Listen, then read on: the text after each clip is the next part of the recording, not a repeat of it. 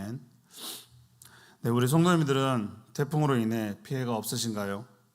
다행히 예고보다는 조용히 넘어가서 정말 다행입니다. 하나님의 은혜입니다.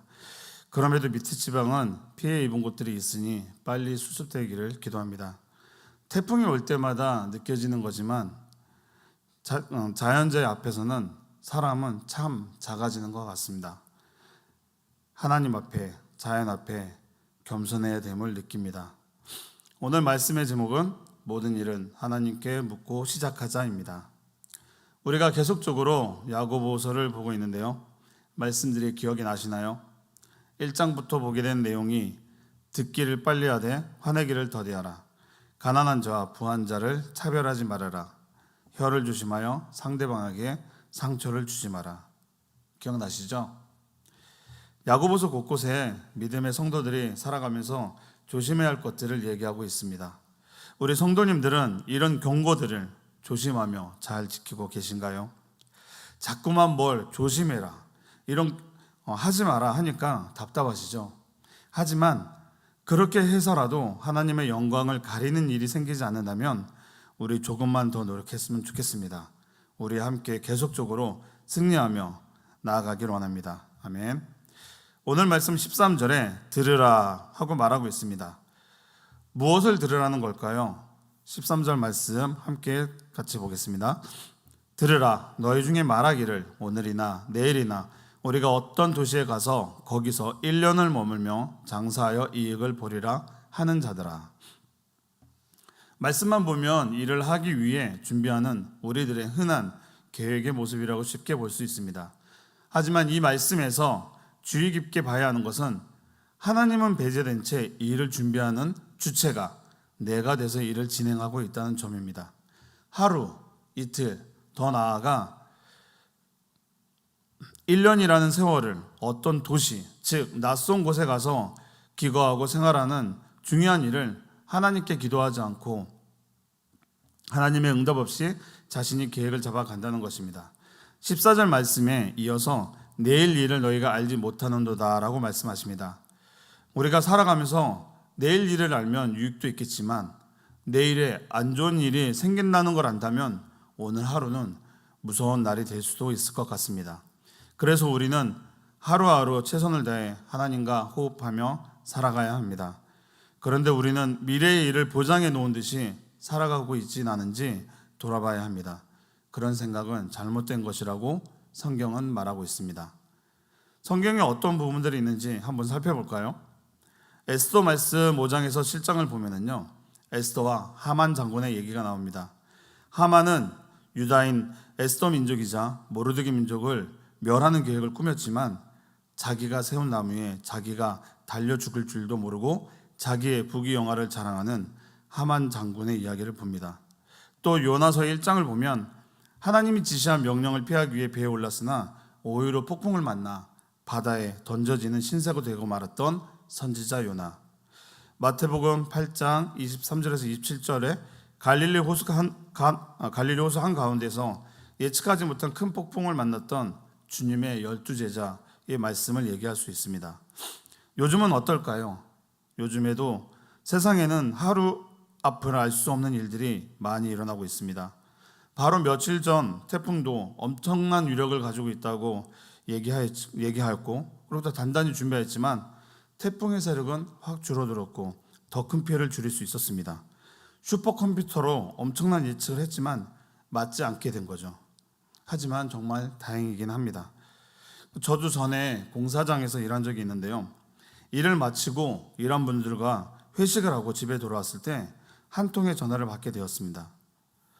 조금 전에 회식을 하고 헤어진 동료의 전화였습니다. 울면서 전화한 사람은 병원이라고 하였고 동료가 죽었다는 소식이었습니다. 저는 거짓말하지 말라고, 방금 전까지 밥 먹고 헤어졌는데 그런 농담은 하는 거 아니라고 얘기했습니다. 그는 진짜라고 하였고 청량리에 있는 한 병원이라고 하였습니다. 저는 서둘러 옷을 입고 병원으로 가니 사실이었습니다. 어떻게 이런 일이 생겼냐고 했더니 집에 거의 다 갔을 때 찻길 건너편에서 누나가 마중 나와서 손을 흔드는 모습을 보더니 갑자기 차도로 뛰어들었다는 것입니다. 누나한테 간다고 차도로 진입했다가 달려오는 버스에 사고가 난 것이었습니다. 몇 시간 전에 만난 사람이 몇 시간 후에는 사고로 세상을 떠난 사람이 된 것입니다.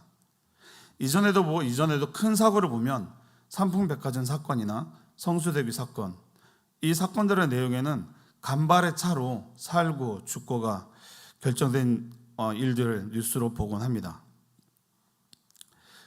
이렇게 우리는 이 일뿐만 아니라 뉴스에도 보면 내 의지와 상관없이 사고로 세상을 떠나는 기사를 보게 됩니다. 우리는 매일 저녁 오늘 살아 숨쉬는 것에 오늘 하루 지켜주신 주님께 감사가 있어야 될 것 같습니다. 이하서 14절 후반에 너희 생명은 무엇이냐? 너희는 잠깐 보이다가 없어지는 안개니라.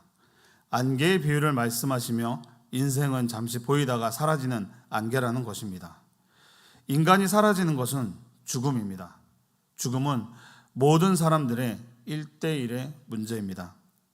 우리는 언젠가는 죽기 마련이니까요.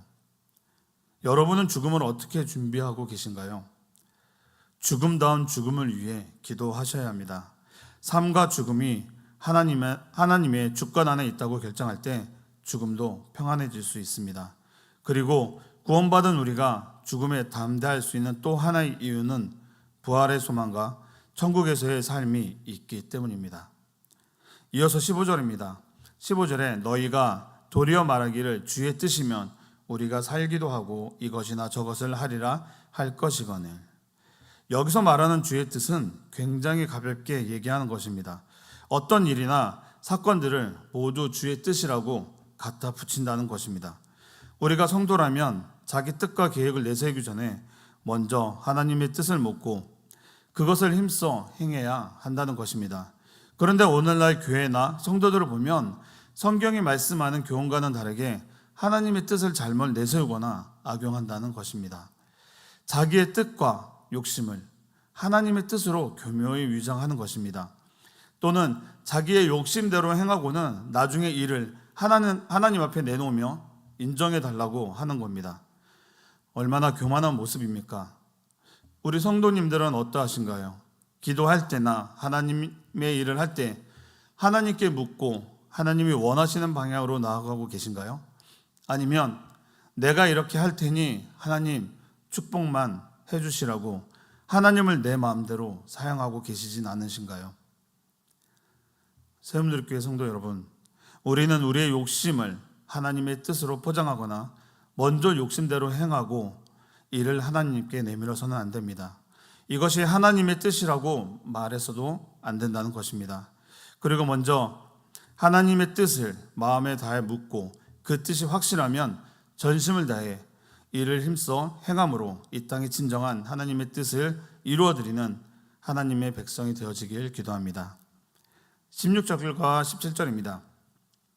이제도 너희가 허탄한 자랑을 하니 그러한 자랑은 다 악한 것이라.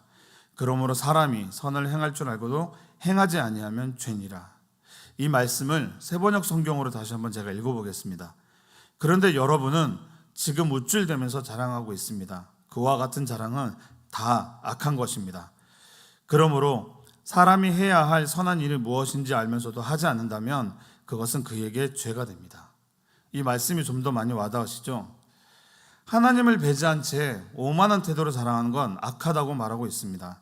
여기서 악하다는 것은 하나님을 생각하지 않는 교만한 모습을 말하고 있는 것입니다. 17절에 선을 행한다는 개념은 우리는 하나님의 뜻대로 살아야 한다고 말하고 있습니다. 그 뜻을 알면서도 행하지 않는 것은 죄라고 말하는 것입니다. 여러분은 알고서도 선을 행하지 않고 있는 일들이 있으신가요? 말씀을 마무리하겠습니다. 우리 세움누리교회 성도 여러분, 복음성가 중에 내일 일은 남 몰라요라는 찬양이 있습니다. 그 찬양의 가사는 이러합니다. 내일 일은 남 몰라요. 하루하루 살아요. 불행이나 요행함도 내 뜻대로 못해요. 험한 얘기를 가고 가도 끝은 없고 고네요. 주님 예수 팔레미사 내 손 잡아 주소서. 내일 일은 남 몰라요. 장래일도 몰라요. 아버지여 날 붙드사 평탄한 길 주옵소서. 내일 일도 알지 못하는 자들이 자기 욕심과 계획을 자랑하는 것을 보고 그 모든 것은 어리석고 악한 행위라고 책망하고 있습니다. 따라서 우리는 자신을 안개와 같은 존재임을 아는 지혜와 함께 인생의 모든 길이 오직 하나님의 섭리와 주권 하에 있음을 인정하는 겸손함을 잃지 말아야 하겠습니다.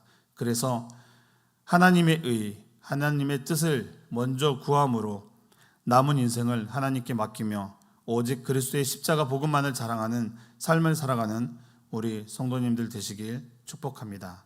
기도하겠습니다. 하나님 감사합니다. 오늘도 말씀을 통해 깨달은 것이 있다면 행하는 믿음을 허락하여 주옵소서. 오늘 하루도 감사하며 어떠한 계획을 세울 때는 먼저 하나님께 묻고 진행할 수 있는 저희가 되게 하여 주시옵소서. 예수님의 이름으로 기도합니다. 아멘.